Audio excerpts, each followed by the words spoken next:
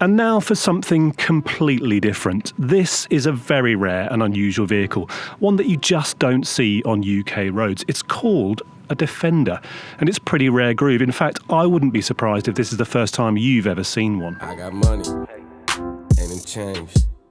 I got girls, they ain't strange. Not to mention, I don't do the tension. When I'm in your hands, I beat you the entrance. And I don't need no guest list when I pull up to the palace. Smoking every room, yeah, we smoking on the chalice. Red cup and we okay. Red cup and we located in the back room where they do things. Everybody know we okay, got a crew living. Gotta be kidding. All of these hundreds of millions, not one of these women's are smitten. All of the money, the feeling, they know that they gonna get. Except that that's unlikely, isn't it? The Defender, it seems, is absolutely everywhere. And with good reason. 5 years in, global sales are homing in on something like 400,000 units, and sometimes it feels like almost all of those are in my village. But joking aside, success stories don't come much more Hollywood than that of the modern Defender. At one point, replacing the previous car, that long-lived and much-loved icon looked like the biggest ask in car design. And yet here we are 5 years on, and rather than tailing off, demand for this car is actually still on the increase. Now, some of that success is down to the fact that Land Rover just keeps bringing out new versions. And newish is this, the V8 supercharged 130, the biggest, most powerful Defender a lot of money can buy. So the 130 body style arrived in 2022, with this engine in 23. We've had this car for 3,000 miles in 3 months. And here are the 5 things we absolutely love about it, and the 2 we're less keen on. So I drove the Octa recently, and it is a mighty impressive piece of kit. But weirdly, it hasn't ruined the core car for me in any way, shape or form. In fact, coming back to this car, I love it all the more. My single favourite thing about the Defender is its character, is its sort of chilled out and laid back approach to life. It's not like an Octa, it's not like a Macan or a Cayenne or a Urus, heaven forbid. It's just so much more relaxing, so much more laid back, and that's what makes it such a great car to live with. And it's loads of different things, isn't it? It's the seats, which are so comfortable you feel like they must have come out of a Volvo lab, but they haven't. It's the suspension, which is similarly pillowy. It's the driving position, the way you can see so far ahead. You can enjoy the views if you're somewhere as beautiful as this, the Peak District. But it's also things like, yes, the suspension's super soft, so it's comfortable, but if you go around a corner too fast, the body rolls, and the steering is really snoozy. So the first thing they did with the Octa was take that snoozy steering rack, put it in the bin, and put the quicker rack from the Range Rover Sport SV in it. So where the Octa sort of charges around the place like a hot hatch, this absolutely doesn't. But that's why I love it. It's just one of those cars that you just sit back, slow down, relax, and just enjoy the very rare in this modern world, let's face it, peace and quiet of just driving, of just enjoying that time behind the wheel. It's a really special thing. The original Defender was mostly not a quick car, and that's a crucial difference this time around. You tend to drive the 130 slowly because you want to, because you're relaxed and you're happy and you're comfortable. But with its ladder frame chassis, mid-century suspension and workman-like engines, you drove the original Defender slowly because you had no other option.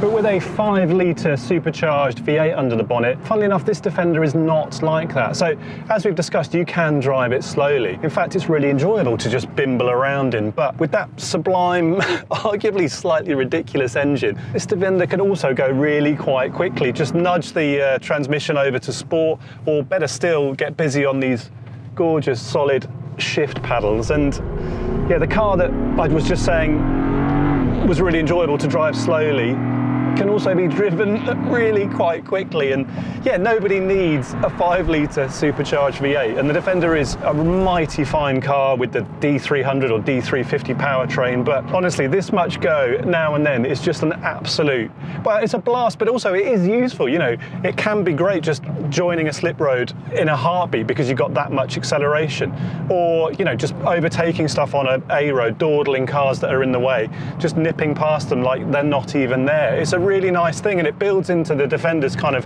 all-round repertoire of just being a fantastic road car. And how it can make 2.6 tons, I think it is, 5 meters of, you know, 3-row SUV shift the way it does, well, it's really, really impressive, and it's a pretty magic thing, magic enough almost to make you forget about the slightly painful 18.9 mpg.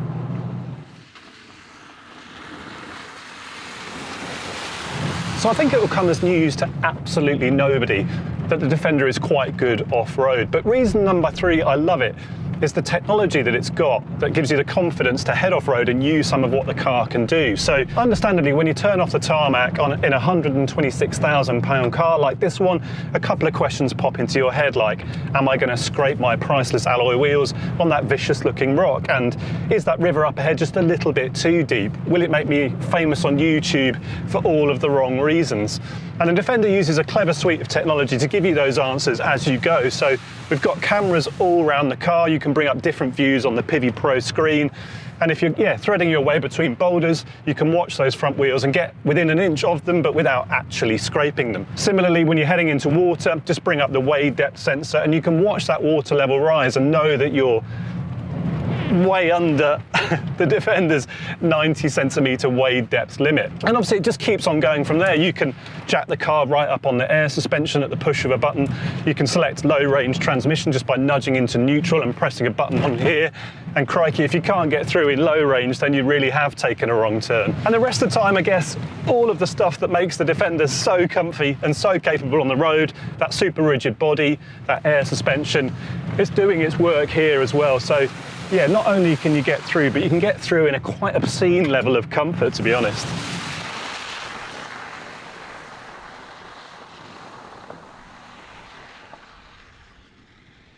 Let's be clear, as befits this car's 6-figure price tag, the Defender long ago turned its back on being a couple of seats and a bit of bodywork bolted to a tractor chassis. It is a luxury car now, and this interior is no place for soap-dodging sheep or hard-working border collies. And when you spec the white leather, as this car has, I'm sure somewhere a Land Rover purist explodes with rage. So yeah, it is pretty luxy in here, but I think there are just enough chunky Defender touches to stop this car straying into Range Rover territory and to give the Defender a character all of its own.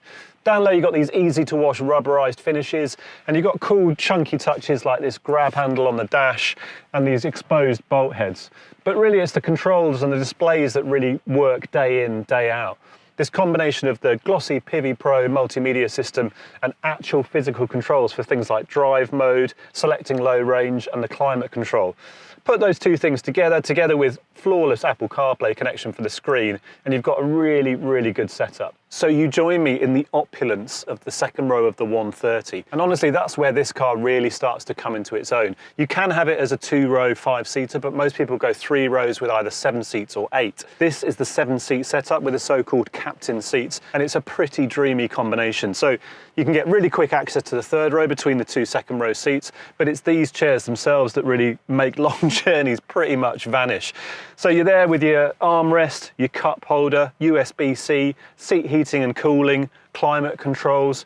It really is the place to be. And for me, this is the only car I've ever been in where I'd rather be here than up front with the steering wheel and the pedals. This is a tough one to explain, but bear with me. I guess it's a bit like owning a Mark V Golf GTI or a 911 GT3 or an E46 M3. There are some cars just so good they feel somehow timeless, like you'd be quite happy if this was the one, the forever car. A big part of that is the way it looks. The Discovery isn't universally adored, nor is the Range Rover Sport. But when it nails the brief, Land Rover design manages to turn out great-looking cars that deftly balance modernity with heritage, and that somehow refuse to age. The current Range Rover is one of them. The Velar, incredibly, is one of them. And this Defender is one of them. What does that actually mean beyond feeling good about yourself? Well, it means the Defender depreciates like an icon too, hanging on to something like 60 to 70% of its value over the first 3 years. Honestly, you'd have to buy a GT Porsche to get stronger residuals. And that's nice to know when you're spending 82 grand or more on a 130, or in the case of this V8 version, north of £120,000.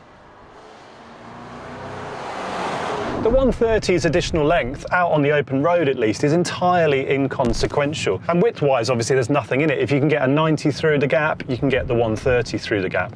Where this thing does start to feel like the big old unit that it is when you get into tight ye olde town centres and car parks. So it's a brave soul indeed that ventures into like a 60s or 70s multi-storey car park in this thing. That starts to feel a bit like a kind of concrete house of horrors. And you could say, well, look, it's a big car, that's the way it goes. pros, except that we know that the Range Rover Sport and Range Rover don't feel like that. And the difference, of course, is rear wheel steering. So those cars have got that system, and it turns the rear wheels in the opposite direction to the front, tightening the turning circle. Now, on paper, the difference isn't massive between those cars and this one. It's a couple of meters, but in real life, it makes a big difference. So yeah, this thing can occasionally feel intimidatingly big, but it does what it can. You've got that comprehensive set of cameras at all angles. In fact, you've got basically a 360-degree view you can bring up on the Pivi Pro to navigate your way out and make sure you can get moving again without actually scraping anything.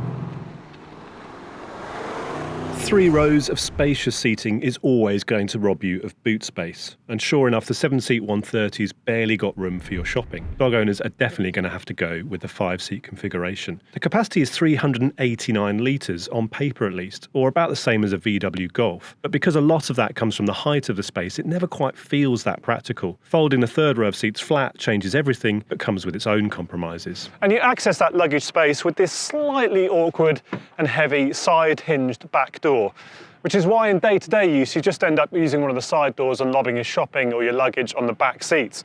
Now, I totally get it. Defender's for adventuring, and if you're adventuring, you want a full-size spare wheel. And if you're sticking that on the back door, there's no way that back door's lifting up. But we twin tested this car with the Toyota Land Cruiser a couple of months ago, and that manages to put this under there and have a normal roof-hinged power-open boot lid. And it's one of the things that car got really right.